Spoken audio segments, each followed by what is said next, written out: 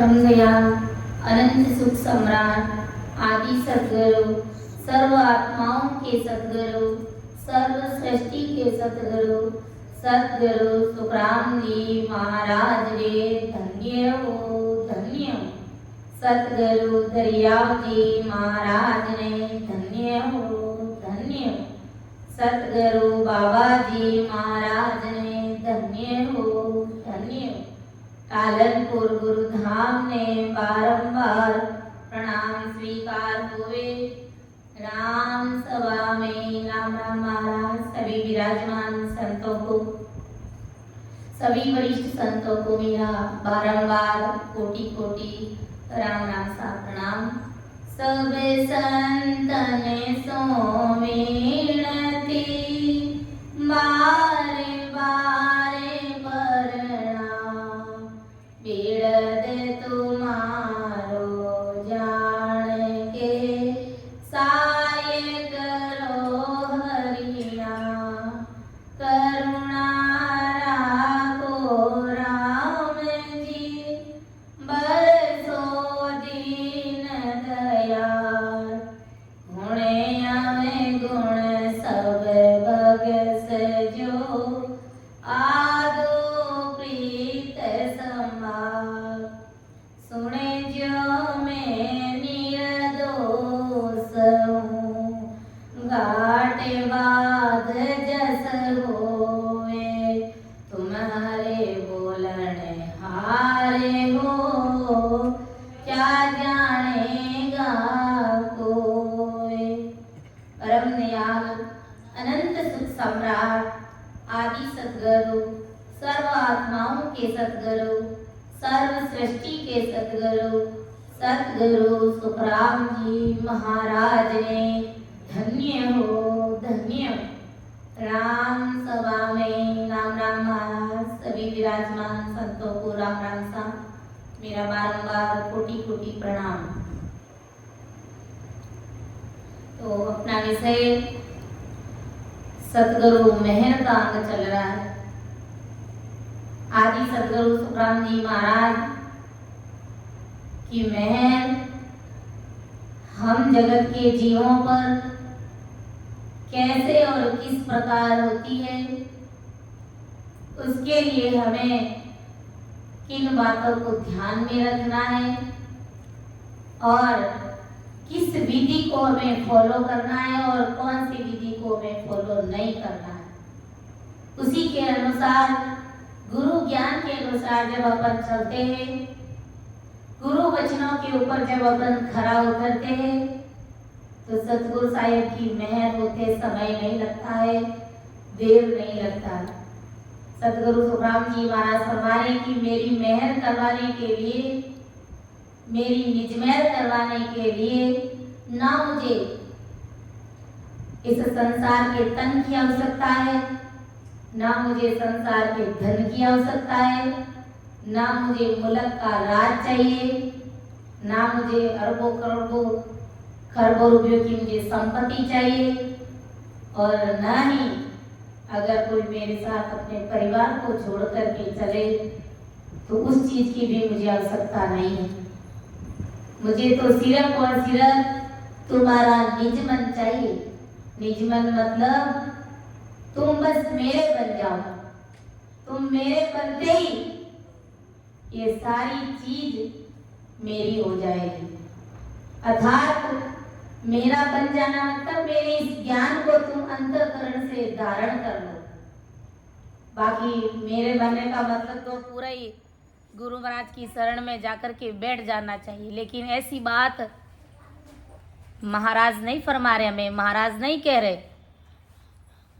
महाराज इतना ही कह रहे हैं कि भाई मुझे तुम निजमन से मान लो, मुझे निजमन से तुम स्वीकार कर लो, क्योंकि स्वीकार किए बिना 101% अगर जब तक तुम मेरे बनोगे नहीं, तब तक मैं अपनी निजमेहर भला तुम्हारे ऊपर कैसे करूं। ये मेरे बस की बात नहीं है। ये कुदरत चीज सबसे न्यारी है, ये सबसे अलग है। तुम्हारे ऊपर निजमेहर करना ये मेरे बस की बात नहीं है। ये चीज कुदरती होती है। मेरे मुख के कहने मात्र से, मेरे मन के कह देने से तुम्हारे ऊपर सपने में भी कृपा नहीं होगी। इसलिए तुम सावचेत होकर के, समझ करके, गुरु ज्ञान सतगुरु मेहर के अंग को समझ करके तुम उसी विधि को फॉलो करो जिससे कि मैं रीझ जाऊं, मेरी मेहर तुम्हारे ऊपर हो जाए। फिर महाराज ने जगत के दाखिले देकर के समझाया कि तुम संसार में अपनी माँ को कैसे खुश करते हो। जब माँ के काम में, घर के काम में हाथ बंटाते हो तो माँ कितनी खुश हो जाती है। तुम्हें कौन सी सब्जी आती है, तुम्हारे भोजन में क्या चाहिए, माँ खुशी खुशी बना करके खिलाती है अपने बेटे को, अपने बच्चों, क्योंकि बच्चा माँ का काम कर रहा है। जैसा माँ कहती है वैसा वो कर रहा है, तो माँ की कैसी निजमेर होती है उसके ऊपर। उस बच्चे के खाने पीने में, पहनने ओढ़ने में कहीं वो माँ कभी कसर नहीं रखती। कि तुम पिता को कैसे खुश करते हो, पिताजी के काम धंधे में, बिजनेस में, फैक्ट्री ऑफिस में तुम काम में हाथ बंटाते हो, उनकी मदद करते हो, उनका सारा काम जब तुम संभालने लग जाते हो तो पिता कैसे निजमेर करते हैं कि जो काम उनको आता है वो सारा का सारा काम तुम्हें सिखा देते हैं। इसी प्रकार गुरु महाराज फरमा रहे कि भाई मेरे रीझने का भी तरीका यही है। जैसे जगत के दाखिले से हम सबको समझाया वैसा का वैसा गुरु महाराज कैसे मेहर करते हैं, कैसे राजी होते हैं। जैसे जगत के जीव राजी हो जाते वैसे मैं भी राजी हो जाता, बस और मुझे कुछ भी नहीं चाहिए। गुरु महाराज सार चीज हमें क्या कहना चाह रहे कि भाई जब तुमने मुझको निजमन से स्वीकार कर लिया है तो फिर तुम किसी दूसरों के चक्कर में मत पड़ो, तुम दिग्विजय मत हो। तुमने जब सतरूप परमात्मा का जब शरणाधारण कर लिया है, आदि सदगुरु सुखराम जी महाराज को तुमने जब सब कुछ उनके सामने न्योछावर करके, समर्पण करके उनको अपना लिया है, तो फिर तुम्हें कहीं अटकने, भटकने और लटकने और जाने की आवश्यकता ही नहीं।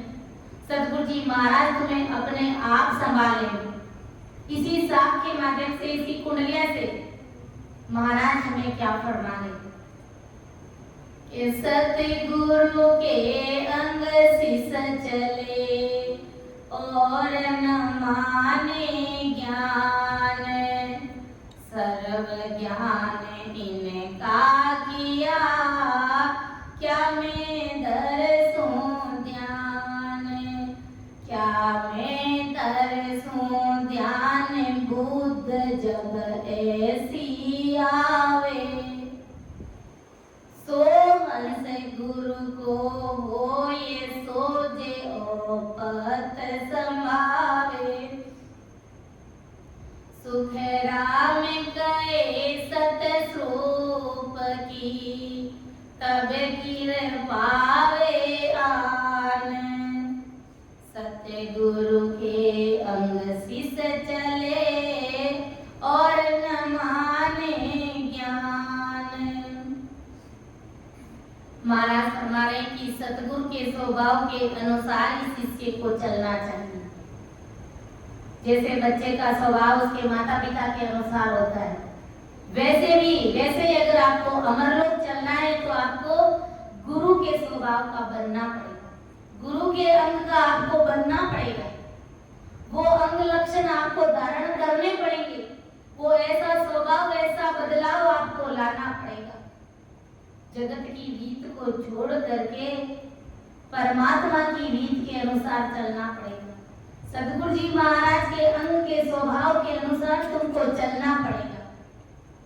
अगर तुम्हें अमरलोक चलना है, उस साहिब के दरबार में चलना है, मेहर करवानी है, और शिष्य ऐसा समझे कि ये सभी ज्ञान मत मानो, और शिष्य ऐसा समझे कि ये सभी ज्ञान सतगुरु ने ही बनाया है। कौन सा ज्ञान?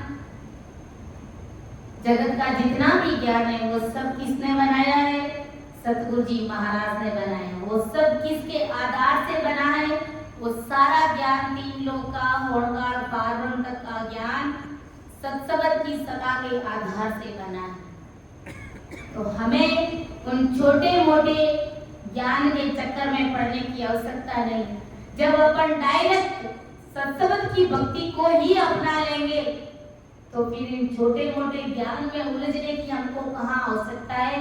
इस साखी के माध्यम से महाराज ने यही फरमाया कि भाई आपने अपने मन के अंदर ये समझ लिया, ऐसी बुद्धि ऐसी समझ बना ली कि संसार का जितना भी ज्ञान है वो सत्संग के आधार से बना है, तो क्यों ना मैं इस सत्संग को ही अपने तट के अंदर प्रकट कर लूं, ताकि संसार में जो सत्संग के आधार से कितनी हजारों भक्तियां बनी है तो उसके अंदर चक्कर में पड़ने की मुझे आवश्यकता ही नहीं। तो ऐसी बुद्धि ऐसी समझ जब हमारे अंदर आ जाती है तो गुरु महाराज की निज मेहर होते, कृपा होते, समय नहीं लगता है। ऐसा आदि सदगुरु सुखराम जी महाराज फरमा रहे साधु के माध्यम कि तुम जब ऐसी बुद्धि बना लोगे, ऐसी समझ तुम्हारे अंदर आ जाए। और हम एक छोटे से बच्चे का उदाहरण हम देखते कि राजा साहब अपने राज दरबार में प्रदर्शनी लगाते और प्रजा से कहते कि भाई जिसको भी जो भी चीज चाहिए वो आकर के राज दरबार में जिस चीज के ऊपर हाथ लगाएगा वो चीज उसकी हो जाएगी। प्रजा के सभी लोग आते हैं और जिनको जो वस्तु चाहिए उसके ऊपर वो हाथ लगाते हैं, लेकर के चले जाते। और राजा साहब खुद भी बीच में बैठे। इतने में एक बुद्धिमान बच्चा वहां आता है, समझदार। वो राजा साहब से पूछता है कि क्या राजा साहब ये बात सत्य है कि जो आपने प्रदर्शनी लगाई है उनमें से किसी भी चीज पर मैं हाथ लगा दूंगा तो वो चीज मेरी बन जाएगी क्या? राजा साहब ने कहा हाँ बेटा बिल्कुल तुम्हारी बन जाएगी। तो वो बच्चा देखो कितना बुद्धिमान था कि उन्होंने सीधा आते ही राजा साहब के सिर के ऊपर हाथ रख दिया। दूसरी किसी छोटी मोटी चीजों के ऊपर उसने हाथ रखा ही नहीं। वो बेचारा वो किस किस के ऊपर रखेगा बताओ। लेकिन उन्होंने समझ और बुद्धि से काम में लिया। राजा साहब के सिर के ऊपर हाथ रख दिया, कहा राजा साहब मैंने आपके ऊपर हाथ रखा है, जब आप मेरे हो गए तो ये जितनी छोटी मोटी चीजें ये सब मेरी हो गई। हुई कि नहीं हुई? तो इसी बात से महाराज हमें इस दाखिले से यही समझाने का प्रयास है कि भाई जब तुम सत्संग की भक्ति को अपना लोगे तो तुम मेरी छोटी मोटी भक्ति करने की आवश्यकता नहीं हो। सारी छोटी मोटी भक्ति कुदरती तुम्हारे घर के अंदर हो जाएगी। उन सबकी पूजा पाठ अंदर में हो जाएगी। किसी एक को अलग अलग से मनाने की आवश्यकता नहीं है। सारी भक्तियां तुम्हारे वश में हो जाएगी, तुम्हारे सामने समर्पण हो जाएगी, वो सब तुम्हारी हो जाएगी। लेकिन अगर एक मना सिर्फ एक मना, तुम किसी एक को मनाना पड़ेगा, अर्थात तुम्हें सत्संग की भक्ति को ही अपनाना पड़ेगा। तब वो सारी भक्तियां कुदरती तुम्हारी हो जाएगी। किसी को अलग से मानने की आवश्यकता नहीं। गुरु महाराज ने एक पद में फरमाया है, सुर जाने लो, सुर जाने लो, जन को बोते बखाने। सुर जाने लो, सुर जाने लो, जन को बोते बखाने रे लो। जाओ रे गट में हर की भक्ति, मासुर पूजन मांगे रे लो। जाओ रे गट में हर की भक्ति, मासुर पूजन मांगे रे लो। सुर जाने लो, सुर जाने लो, जन को बोते बखाने रे लो। कि जाओ और गट में हर की भक्ति, वासुर पूजन मांगे रे लो। अरे जिसके गट में सत्संग की भक्ति है उस हर परमात्मा की भक्ति कर रहा है। जिसके मुख से 24 घंटे राम नाम का सिमरन हो रहा है, वो रसना चल रही है, तो क्या भला छोटे मोटे देवी देवता उनसे कोई अलग से पूजा पाठ मांगेंगे क्या? कभी नहीं मांगेंगे। वो सब इस भक्ति के सामने सरेंडर है, समर्पण है। और जो भक्ति कर रहे हैं उन संतों के सामने वो नतमस्तक हो जाते हैं, सभी देवी देवता। तो सत्संग की भक्ति करने वालों को किसी देवताओं को मनाने की आवश्यकता नहीं है। इस कुंडलिया के माध्यम से आदि सदगुरु सुखराम जी महाराज हम सब जीवों को यही फरमाते कि अगर सदगुरु जी महाराज की मेहर करवानी है तो तुम्हें किसी आन के चक्रों में पड़ने की आवश्यकता नहीं। कई जीवों के मन में ऐसा रहता है कि मैं राम राम कर रहा हूं, मैं राम से नहीं तो बन गया, मैं परमात्मा की भक्ति भी कर रहा हूं, लेकिन कहीं ऐसा तो नहीं है कि जिस देवी देवताओं को मैंने छोड़ा है, मेरे कुल के देवताओं को छोड़ा है, तो उनका दोष मुझे लग जाए। उनका दोष कभी नहीं लगता। जब आपको बड़ी चीज हासिल हो गई है तो छोटी चीज को छोड़ने में भला क्या दोष है? कोई दोष नहीं है। तो ये बात हमें गुरु ज्ञान से समझनी पड़ेगी, तब कहीं जाकर के हमारे ऊपर गुरु महाराज की मेहर होगी, कृपा होगी। तो महाराज देखो अपनी भाषा में इस साल का क्या अर्थ फरमा रहे हैं कि आदि सतगुरु जी महाराज जगत के लोगों को कह रहे हैं, यानी फरमा रहे कि सतगुरु के अंग के सिवाय, सत्सबद के ज्ञान के सिवा त्रिगुणी माया का तथा पारब्रह्म का ज्ञान नहीं मानना। ऐसा ज्ञान से समझना कि जगत में जितने भी ज्ञान है, जितने भी ध्यान है, वे सभी सत्सबद गुरु के आधार से ही बने हैं। मतलब सत्सबद त्रिगुणी माया को या पारब्रह्म को अपनी सत्ता नहीं देता है। इस सत्ता सत्सबद की सत्ता है, त्रिगुणी माया को और पारब्रह्म को अपनी सत्ता नहीं देती। तो त्रिगुणी माया का तथा पारब्रह्म का ज्ञान अस्तित्व में ही नहीं आता था। ऐसी सत्ता सतगुरु में है। अब इस सत्ता से भारी भला और कौन हो सकता है? आप ही मुझे बताओ। जिसका मैंने ज्ञान तथा ध्यान करना चाहिए, ऐसी बुद्धि, ऐसी घट में हमको समझ बनानी पड़ेगी, तब हमारे घट में वो सत्सबद जागृत होगा। ऐसी घट में बुद्धि आते ही हर्ष सत्ताधारी सतगुरु जी महाराज का बन जाता है और गुरु से प्रेम में अकबक हो जाता है, यानी उस जीव को अकबक प्रेम आने लग जाता है, क्योंकि वो पूर्ण रूप से सतगुरु जी महाराज का बन गए। उन्होंने अपने अंदर ऐसी समझ बना ली कि संसार का जितना भी ज्ञान बना है वो सत्सबद की शक्ति के आधार से बना है। तो क्यों ना मैं सत्सबद की शक्ति को ही, इस सत्ता को ही मैं अपने अंदर प्रकट करूं, ताकि दूसरों के चक्कर में मुझे पड़ना ही नहीं। जब उन्होंने किसी एक चीज को मना लिया है, तो ऐसी बुद्धि और समझ बन जाती है, तो तुरंत वो परमात्मा की सत्ता घट में प्रकट हो जाती है और उस शिष्य को इस सत्सबद की सत्ता के प्रति अकबक प्रेम आने लग जाता है और वो ब्रह्म वैराग्य से आकर के शिष्य के कंठ कमल पर वो कुदरत कला, वो परमात्मा की सत्ता प्रकट हो जाती है। और इस सत्ता का क्या गुण, क्या भारी पराक्रम है। ये जाग्यो नाम तन थर हरियो, जब तक केवल पासी, ला कहीं खून गुना पड़ जावे तो मिन का तन तो वासी। ये इस सत्ता का पराक्रम है। जब वो इस प्रकार समर्पण होकर के अपने आप को न्योछावर करके सत्सबद की सत्ता का बन जाता है, तो उसी पल में सतगुरु जी महाराज की निजमेर उसके ऊपर हो जाती है और निजमेर होते ही उस सत्ता का ये पराक्रम है कि शरीर में कंपायमान होने लग जाता है, शरीर दूजने लग जाता है। सतरूपी राम नाम के प्रति, सतगुरु जी महाराज के प्रति अकबक प्रेम आने लग जाता है और फिर लाख ही गुना उस जीव से अगर हो जाता है और 10वें द्वार से परे हुआ नहीं, उससे पहले मान लो उसका शरीर छूट भी गया, तो भी वो हंसवर्ती आत्मा उनको वापस मनुष्य देह ही मिलेगा, उसे मानव तन का अवतार मिलेगा वापस। वो किसी 84 में जाएगा नहीं, वो किसी देवलोक में जाएगा नहीं, वो सीधा का सीधा उसे मानव तन का पट्टा मिलेगा और फिर से दोबारा वो परमात्मा की भक्ति करके राम जी महाराज के देश में आएगा। तो ऐसी सत्ता का पराक्रम है।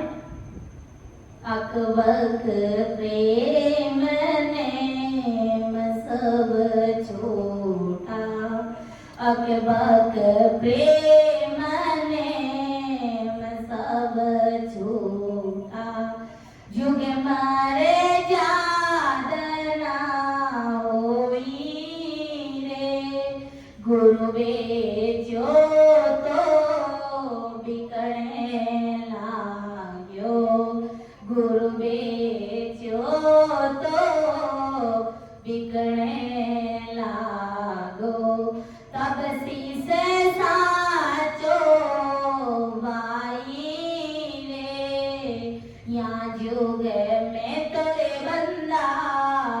वे बड़े भागी।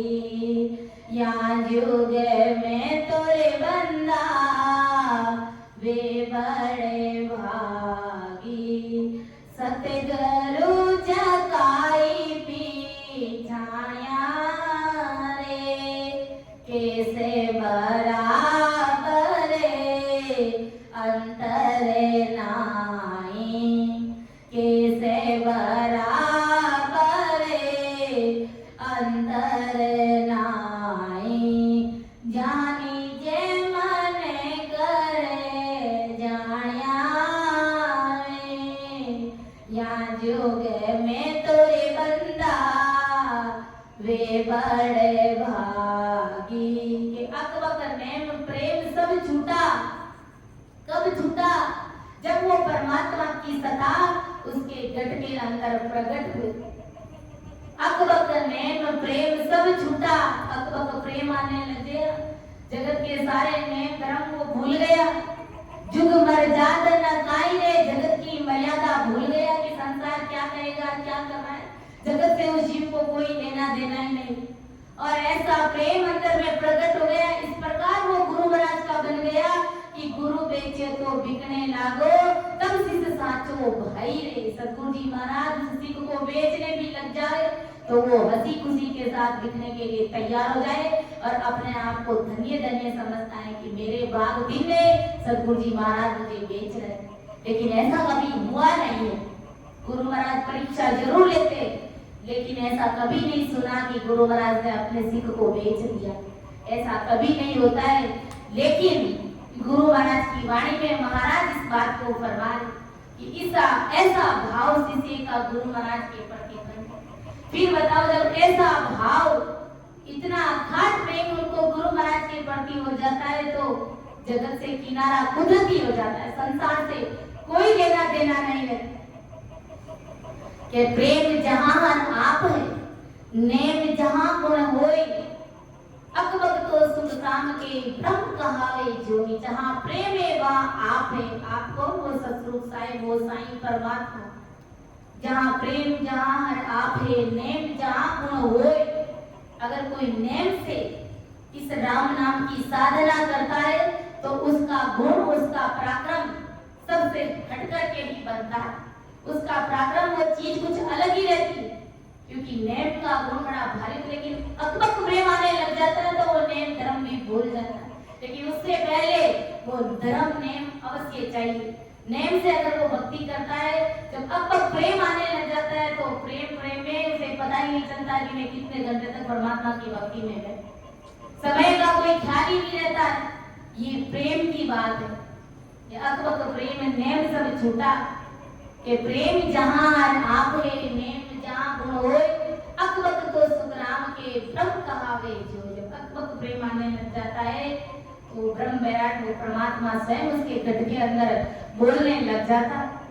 ऐसा आदि सतगुरु सुखराम जी महाराज ने इस कुंडलिया के माध्यम से हम सब जीवों को फरमाने प्रयास कैसे बराबर आतरो जे हंस राखे कोए। तो आखिर पाना बने ऐसी कुदरत होए। ऐसी कुदरत होए निज मन माने नानी।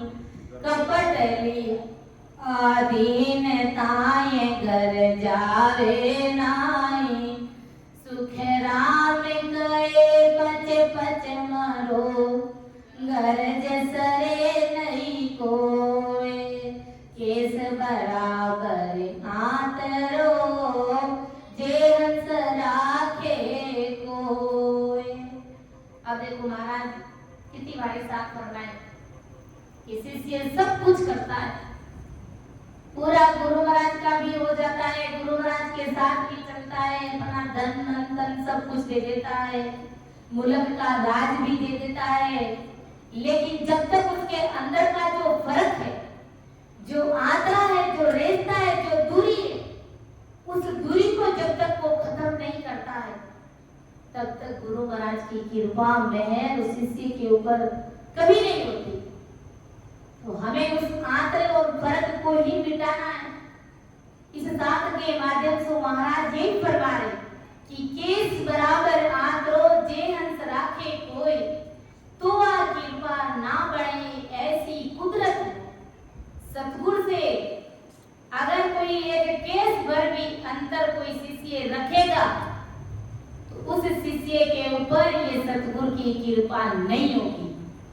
केस यानी ये हमारा केस बाल, एक बाल के जितना भी अगर वो फर्क रखता है, जब तक गुरु के साथ मिलकर के एक मेक नहीं हो जाता है, गुरु के स्वभाव का नहीं बनता है, तब तक उनके ऊपर कृपा नहीं होती। यह कुदरत चीज ही ऐसी है। गुरु महाराज फरमा रहे जिस प्रकार गुरु महाराज ने जगत का दाखिला दिया है कि पारस से लोहा एक केस पर भी अगर उनसे दूरी रखते, दूर से रखा तो वह लोहा सोना नहीं बनेगा, क्योंकि उस पारस और लोहे के बीच में जरा सी भी दूरी, थोड़ी सी भी हल्की सी भी दूरी बराबर पूरी तरह से आपस में दोनों मिले नहीं है, तब तक गुरु महाराज की कृपा नहीं होती है। वैसे कि वैसे वो लोहा जब तक पारस से पूरी तरह से मिलता नहीं है, तब तक वो लोहा भी सोना नहीं बनता है। बाकी पारस का तो गुण है कि वो उस लोहे को सोना बना दे, लेकिन अब लोहा को बराबर उसके पारस से मिलाया ही नहीं, थोड़ी सी भी दूरी रखी तो वो लोहा कभी सोना नहीं बनता। ऐसे ही गुरु महाराज फरमा रहे कि शिष्य सब कुछ कर रहा है, लेकिन गुरु महाराज के प्रति जो आदरा, जो फर्क, अब फर्क और आदरा भी कैसा हो सकता है? इस गुरु ज्ञान के प्रति हो सकता है, गुरु महाराज के स्वभाव को लेकर के उनके मन में कोई किंतु परंतु चल सकता है, गुरु महाराज के संसार को, शरीर को देख करके उसके मन में अगर मान लो कोई फर्क आ गया है, तो यही यात्रा, यही दूरी, इसी दूरी की वजह से वो कुदरती कृपा उसके ऊपर नहीं होती। अब गुरु महाराज चाह करके भी उसके ऊपर कृपा नहीं कर सकते। और हम देखते हैं कुछ इतने सेवाभावी शिष्य होते हैं जो गुरु महाराज के लिए सब कुछ करने के लिए तैयार हो जाते, लेकिन उसके दिल दिमाग में थोड़ा थोड़ा किंतु परंतु चलता रहता है।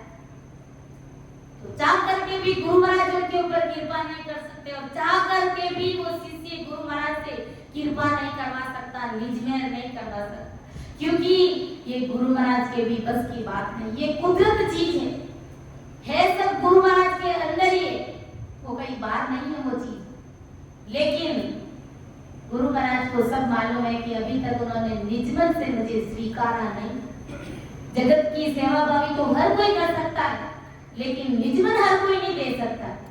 तो बात उस निजमन की है, उस रिश्ते को हमें मिटाना है, उस फर्क को, उस आंतरे को हमें मिटा देना। ऐसा आदि सदगुरु सुखराम जी महाराज फरमा रहे कि वैसी ही ये कुदरत है कि गुरु से थोड़ा भी अंतर रखने से गुरु महाराज का निजमन नहीं मानेंगे, और ऐसी कुदरत होई निजमन माने नहीं, कपट लिया आदि ने ताई घर जावे नहीं। शिष्य मन में कपट रख करके, कपट यानी यही फर्क, सब कुछ करते हुए मन में अगर फर्क रखता है और गुरु के अधीन हुआ तो भी उस शिष्य के घर गुरु नहीं जाएंगे। जैसे हम सभी कोई मन में कपट रख करके हमारे भी कोई अधीन होकर के रहता है, तो हम भी उसके घर नहीं जाते। ये जगत की भी तो रीत है कि भाई कोई हमारा पड़ोसी हो, हमारा कोई रिश्तेदार हो, हमारे कोई सगे संबंधी हो, उसके घर में मान लो कोई शादी ब्याह का कार्य, और वो ऊपर वाले मन से आकर के कहता है कि ये लो कार्ड और आ जाना शादी में। पूरे अंतःकरण से जब वो कहता नहीं है तो हम उसके भाव को समझते नहीं है क्या? सब समझते हैं कि किस भाव से वो कह रहा है। भगवान ऊपर ला मनो बात करे, माय लो मन थारो कुछ और बोल रही हो, तो ऊपर वाले मन से बात करते तब तक बात नहीं बनती। निज मन से कहना पड़ता है, रेस्पेक्ट के साथ में बोलना पड़ता है कि साहब मेरे घर में शादी का कार्यक्रम है, और घी पिलाने से लेकर के आशीर्वाद समारोह तक हर कार्य में आपकी उपस्थिति का होना बहुत जरूरी है, और आप सब पधारेंगे तो मेरा कार्य बहुत अच्छे से होगा। तब हम उनके घर जाते हैं, क्योंकि वो मान सम्मान से हमको चाहता है। फिर हम उनके घर भाव के साथ में जाते हैं। इसी प्रकार गुरु महाराज की भी रीत यही है। ये कुदरत चीज ही ऐसी है कि जब तक अंतःकरण से गुरु महाराज, भले उसके पास धन मत हो, मुल्क का राज भी मत हो, शरीर से भी वो ठीक ठाक नहीं है, कपड़े भी उन्होंने तन पर अच्छे नहीं पहन रखे, उन चीजों से गुरु महाराज को कोई लेना देना नहीं। गुरु महाराज को वो अंदर से कितना चाह रहा है, गुरु महाराज को वो अंदर में कितना मान रहा है, अपना सब कुछ, अपना प्राण आधार, अपना जीवन आधार समझ रहा है कि नहीं, बस उस चीज को गुरु महाराज देखते हैं। उसके धन, उसके रूप रंग, उसके कपड़े, उसके मुल्क का राज, इनके ऊपर गुरु महाराज का ध्यान कभी नहीं जाता। इन चीजों से गुरु महाराज को कोई लेना देना नहीं, कोई प्रीति नहीं। यही बात आदि सदगुरु सुखराम जी महाराज फरमा रहे कि जब हमें भी कोई मान सम्मान से आकर के बोलता नहीं है, हमारे अधीन होकर के जब हमको कोई कहता नहीं है, तो हम भी भला उसके घर नहीं जाते। तो बताओ, सोचो, विचार करो कि वो तो कुदरत चीज है, उस कुदरत को प्रकट कराने के लिए कितना समर्पण होना पड़ेगा हमें, जरा सोचो, विचार। फिर मन में कपट रखकर अधीन होने वाले शिष्य के घर सतगुरु जी महाराज भला कैसे जाएंगे, बताओ। शिष्य मन में कपट रख करके पच के मर गया तो भी शिष्य की कोई भी गरज पूरी नहीं होती। अगर इस प्रकार ऊपर वाले मन से सेवा करते करते वो पच के मर गया ना, तो भी गुरु महाराज की जो मैं करवाने की जो गरज थी शिष्य को, वो गरज उसकी पूरी नहीं होती। इसलिए इस गुरु महाराज ने इस साथ में स्पष्ट फरमा दिया कि भाई अगर तुमको बनना है तो सिर्फ तुम मेरे बनो, जगत से मुझे कोई लेना देना नहीं है, तुम्हारी जगत की चीजों से मुझे कोई लेना देना नहीं है, मुझे तुम्हारे संसार की चीज नहीं चाहिए, तुम बस मेरे बन जाओ तो मैं पूरी दुनिया तुम्हारी कर दूंगा। ऐसा आदि सदगुरु सुखराम जी महाराज फरमा रहे कि गुरु से केस भर भी अंतर यदि कोई शिष्य रखेगा तो उसके ऊपर गुरु की कृपा नहीं होगी। ऐसा आदि सदगुरु सुखराम। तो हमें इस साथ से, इस कुंडलिया से क्या समझना चाहिए कि हमारे अंदर जो कपट है, कपट मतलब वही फर्क, उस फर्क को निकाल देना, उस कपटी स्वभाव को उखाड़ करके फेंक देना। और गुरु महाराज ने पद में भी फरमाया कि कपटियों को कभी राम जी महाराज की प्राप्ति नहीं होती है, चाह करके भी नहीं होती है। कपटी रामन पावे साधो, कपटी रामन पावे ओ अंतकाल पीछे तारे साधो, कपटी रामन ओ मुके पर मीठा बोल गुताई, मुके पर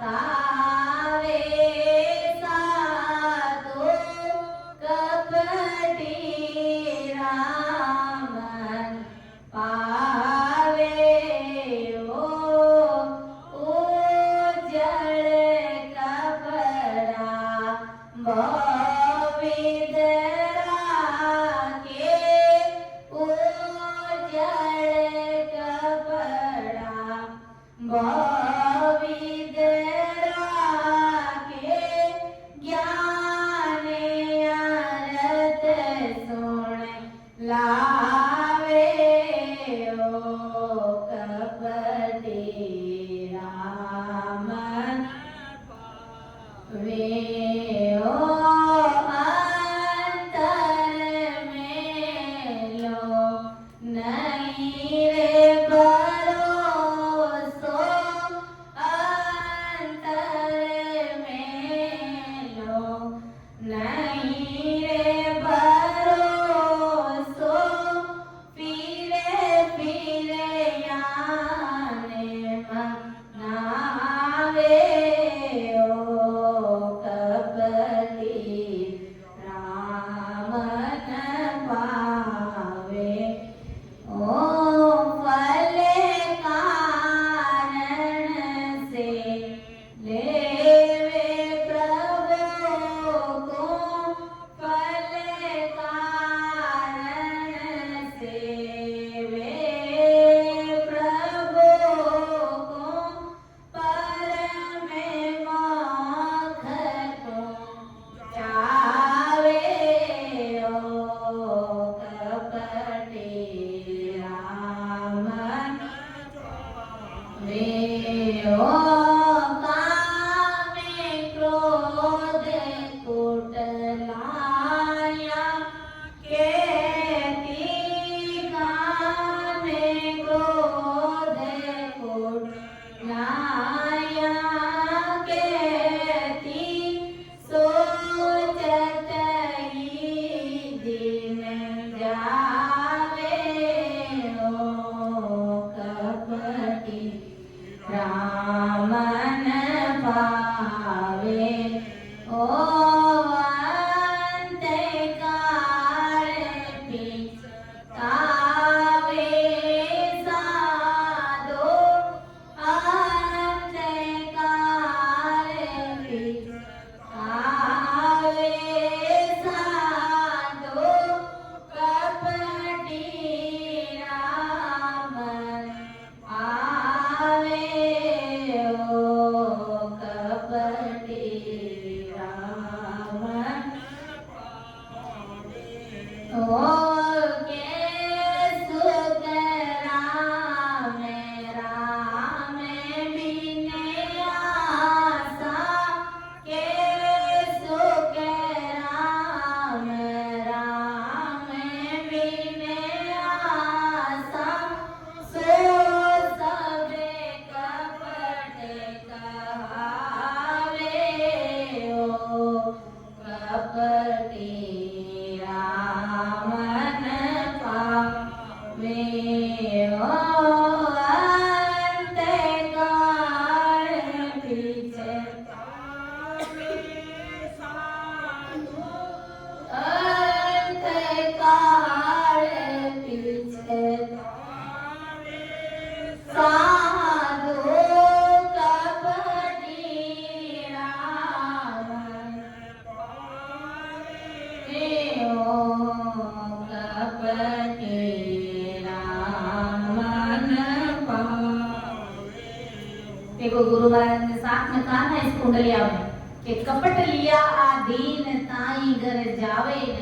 कपट लिया आदीन मतलब अपने अंदर में अपने आदीन में कपट लेकर के घूम रहा है, ताई घर जावे नहीं, उसके घर साहिब नहीं जाता है, उसके घर सदगुरु जी महाराज नहीं जाते। कहने का मतलब उसके गट में वो कुदरत कला प्रकट नहीं होती, तो उसी कपट को, उसी आदर को, उसी फर्क को, उसी दूरी को हमें मिटा दे। उस दूरी को मिटा देंगे तो वो गुरु महाराज की सेवा चाहते की हुई भी हमारे काम आ जाए, नहीं तो वो सेवा चाहते की हुई भी हमारे काम नहीं आती। स्पष्ट कहा गुरु महाराज ने कि सुकृत जरूर बनता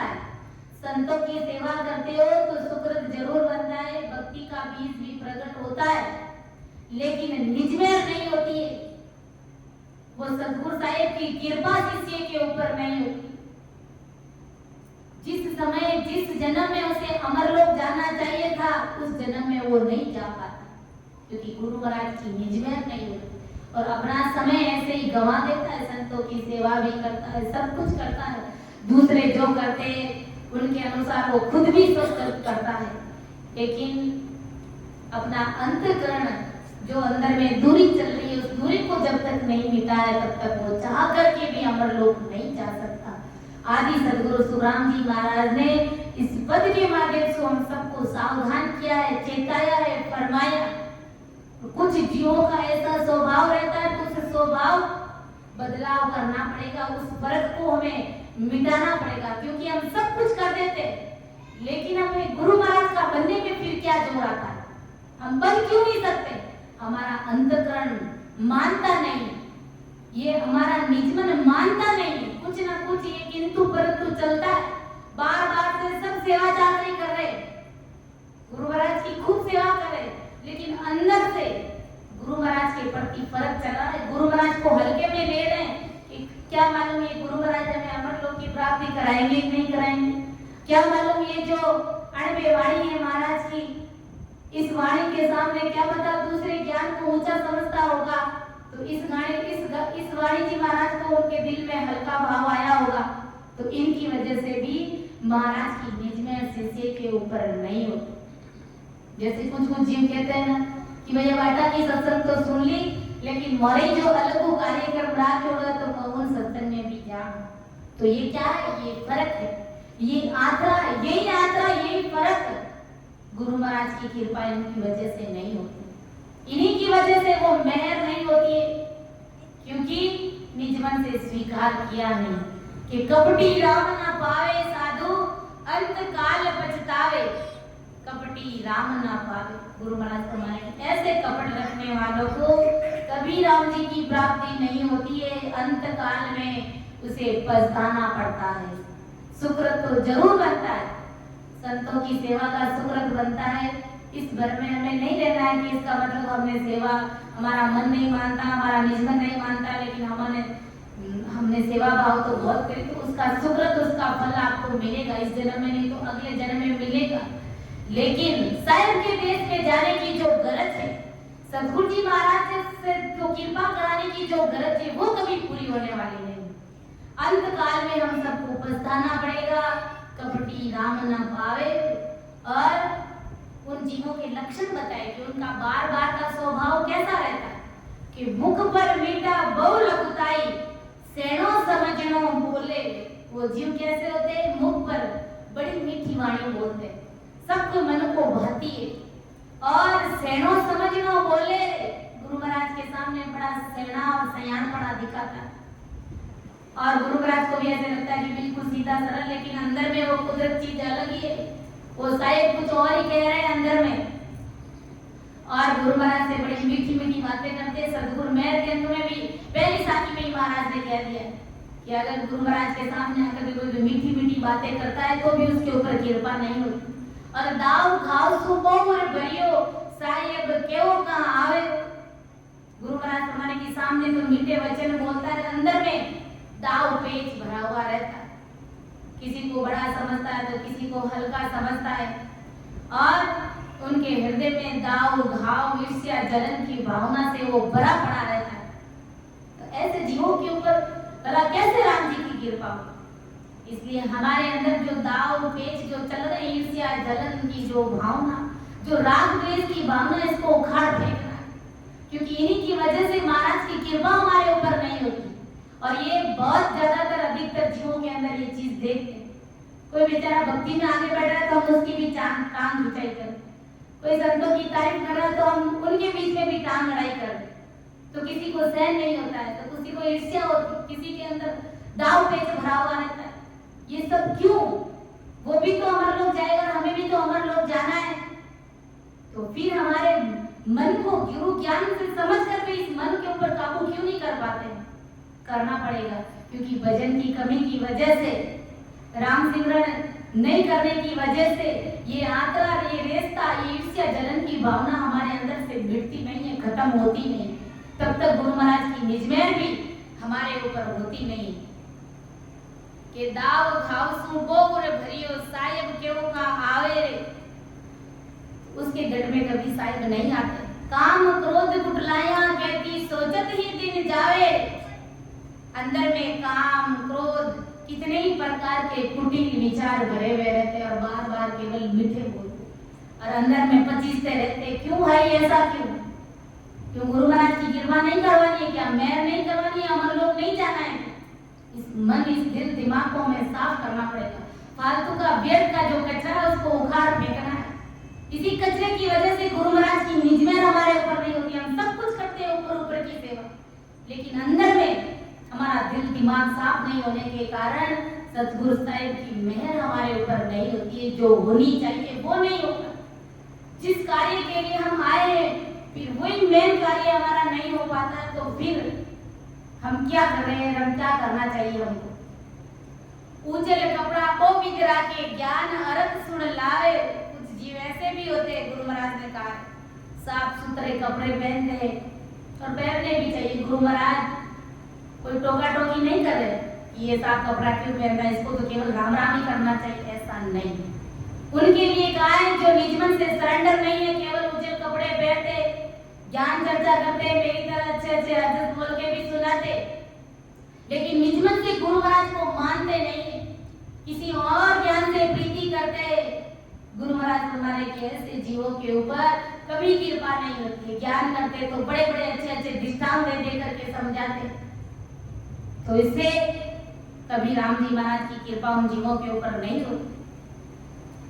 अंदर मेलो नहीं भरोसो फिर आन मनावे। अंदर में परमात्मा के प्रति कोई विश्वास की भावना ही नहीं है। राम जी को कोई भरोसा ही नहीं है, विश्वास भी नहीं करे, और शरीर में ही वो परमात्मा विराजमान है, उसकी खोजना ही नहीं करता है। अंदर मेलो नहीं भरोसो फिर आन मनावे। अंदर में राम जी महाराज से मिलने का कोई भरोसा ही नहीं, सदगुरु जी महाराज के प्रति कोई भरोसा और विश्वास की बात ही नहीं करता, ऐसा विश्वास ही नहीं, तो महाराज फरमाए कि फिर आन मनावे और चिप के आन की तरफ भी चला जाता है कि गुरु महाराज कौन सा मार्ग देखने आवे।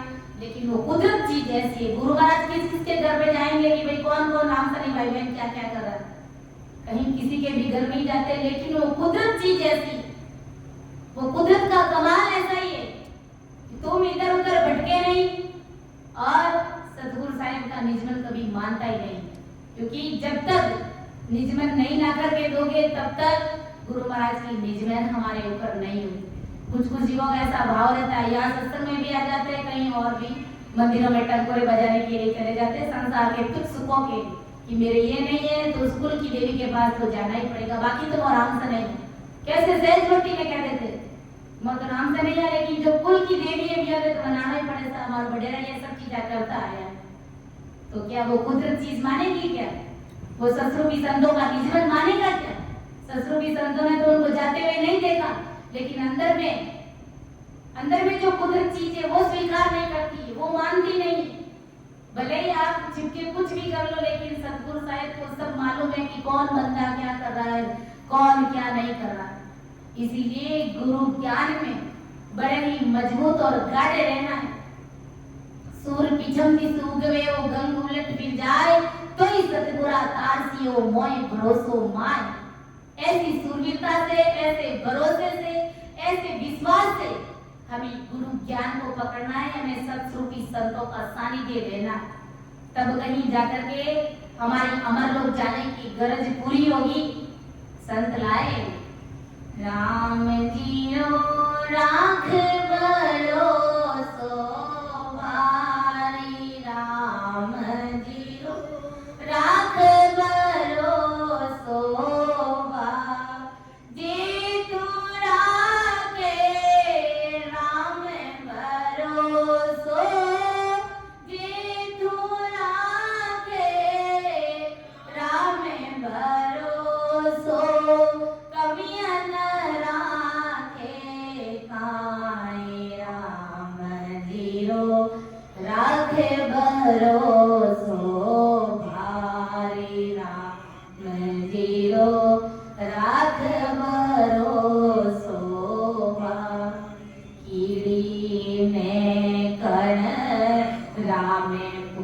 पोरवे हसती मन मर खाई कीड़ी ने पण रामे पोरवे हसती मन मर खाई मेरे रामा हसती मन मर खाई राम जीरो राख भरोसो भाई राम जी राख भरोसो जे तो राखे राम भरोसो जे तो राखे राम भरोसो कमियन राखे काई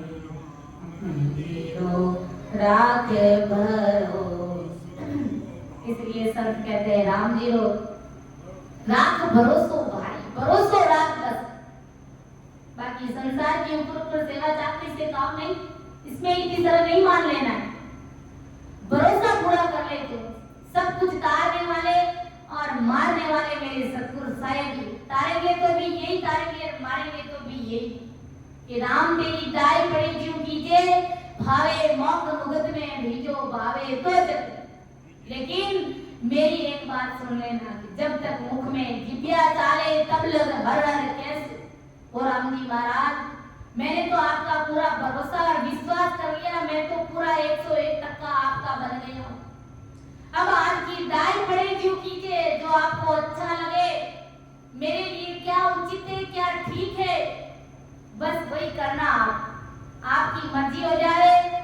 इसको तो नरकुंड में डालना है तो बिल्कुल खुशी खुशी नरकुंड में डाल देना, और आपको लग जाए इसका परमोक्ष में भेज दूं मैं जीवात्मा को तो आप भेज देना। जो आपको अच्छा लगे बस परमात्मा के भरोसे हमको छोड़ देना, गुरु महाराज का बंद कर दे।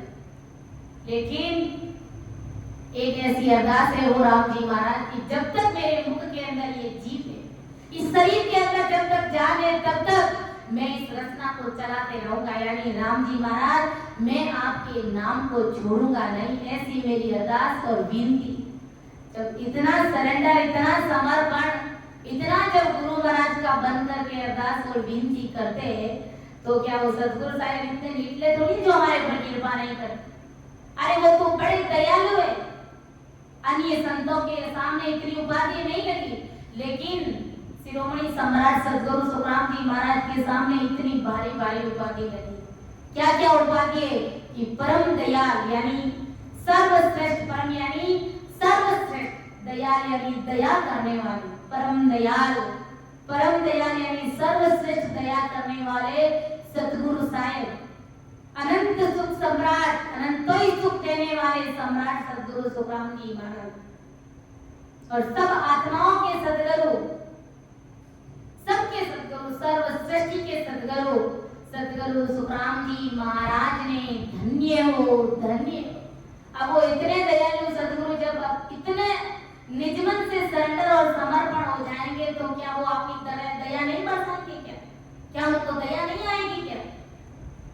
महाराज तो कहते हैं कि हाजिर सु हाजिर खड़ा, जब देखे तब तैयार, लेकिन करूं क्या गाफिल गैला ज्ञान बिन फूटी जे संसार। मैं तो हाजिर सु हाजिर खड़ा हूं, तुम अपना बनकर तो देखो, तुम मेरा बनकर के तो देखो। मैं तो हाजिर सु हाजिर खड़ा हूं, तुम्हारे घर के अंदर मैं बोलने लग जाऊंगा तुरंत उसी पल भर में। जब देखे तब तैयार, तुम देखो तभी मैं तैयार हूं, लेकिन करूं क्या गाफिल गैला ज्ञान बिन फूट जियो संसार। गफलत में सो रहा ये संसार, इधर उधर आन की भक्तियों में काम क्रोध वासनाओं में आपस में ऐसे ही कुटीज रहे, मर रहे, बुरी तरह अकाल मौत मर रहे। मैं क्या कर सकता हूँ? मैं चाह करके भी तुम जीवों को मैं तार नहीं सकता। तुमको करना क्या है? सिर्फ मेरा बनना है, बाकी मुझे तुम्हारा कुछ भी नहीं चाहिए। तुम्हारे प्रयोग के अनुसार जो तुम्हें चीज मिल रही है उसका आनंद और सुख लीजिए, लेकिन तुम मेरा बन के देखो तो सही। लेकिन वो चीज वो निजमन लेना भी हमारे बस की बात नहीं। क्या करें? क्योंकि मन रूपी काल इस प्रकार शरीर के अंदर उद्यम मचाता है कि नाम सिमरन करते तो देखते, कभी बातें दिल दिमाग में नहीं आती, जिनके बारे में कभी सोचते ही नहीं, जो काम कभी याद ही नहीं आता है, लेकिन वो राम सिमरन करते समय सब याद आता है कि वो भी काम तुमने नहीं किया। कभी सोचो ऐसे कि राम राम करते समय जो काम नहीं याद आता वो उस समय याद आ जाता। ये सब क्या है? काल का पसारा है, क्योंकि हमारे अंदर वो मजबूती, वो सूरवीरता, वो विश्वास हमारे अंदर नहीं, तब तक ये सब काल इस प्रकार मन रूपी काल घेरा डाले हुए रहते। तो यही बात आदि सदगुरु सुखराम जी महाराज ने हमें इस कुंडलिया के माध्यम से समझाने का प्रयास किया। समझाने में, अर्थ करने में अगर मेरे से कहीं पर भी गलती हुई है तो वरिष्ठ संतों से मेरा निवेदन रहेगा कि आप मेरा मार्गदर्शन करें।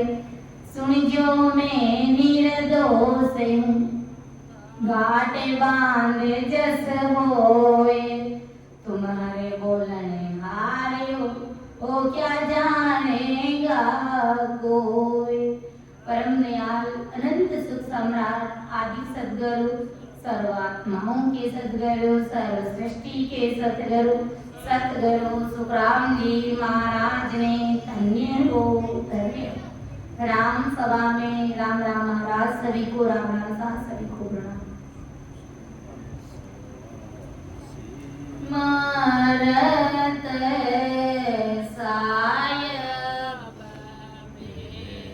राय सा सिमरत साय बने, ताका गिगने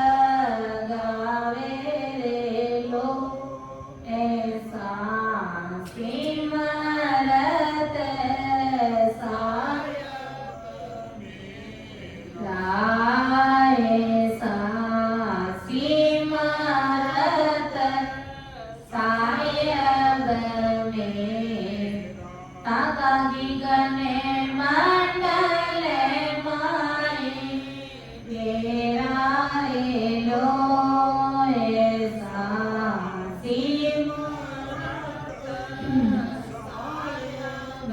मेरा डीले डीगा मर बेसे बड़ा यो डीले डीगा मर बेसे बड़ा को प्यार साथ ले मेले रे गिरस्त रूपे मया सारे गिरस्त रूपे मया तागटे नीते हर केले लो ऐसा सिमरत सायब में ऐसा सिमरत सायब ताकागी गने मन